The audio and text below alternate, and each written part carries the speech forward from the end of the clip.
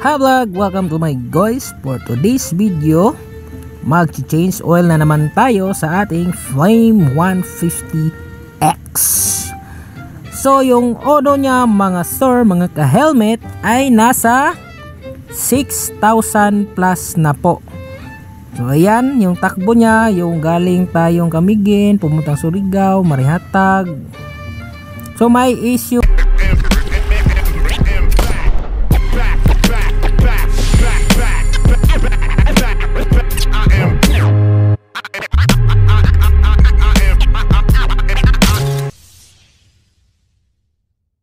Bumalik na naman yung fuel gauge indicator niya na nagble-blink kahit may laman yung gas tank natin. Pasilip ko lang sa inyo.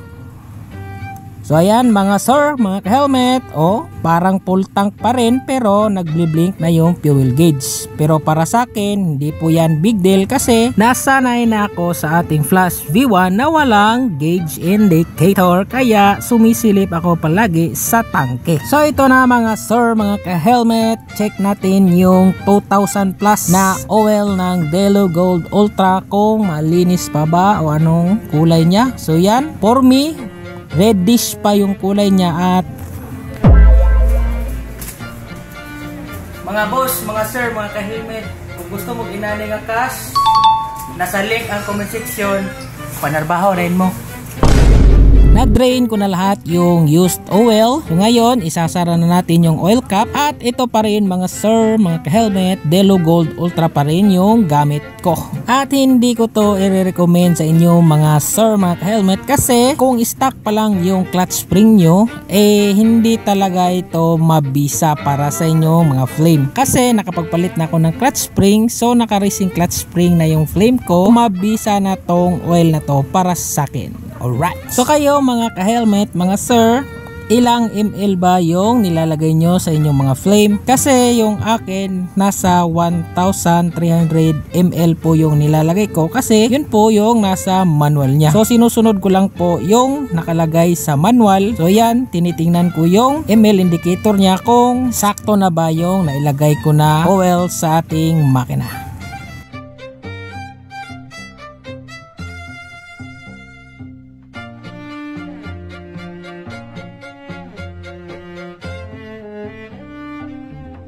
Siyempre, nakapagpalit na tayo ng bagong oil, papaandarin na natin ang makina ng ating Flame 150X para mag-circulate yung bagong oil sa kanyang makina.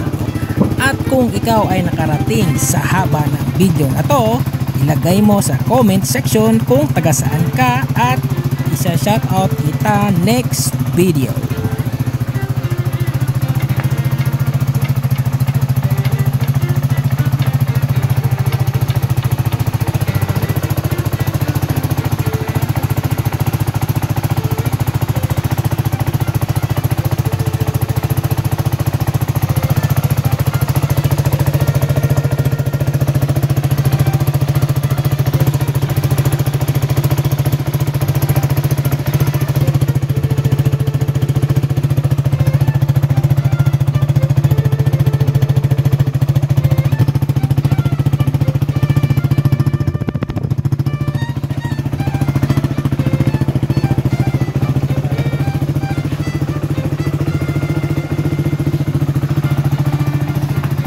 That's it for today's video mga ka-helmet, mga sir.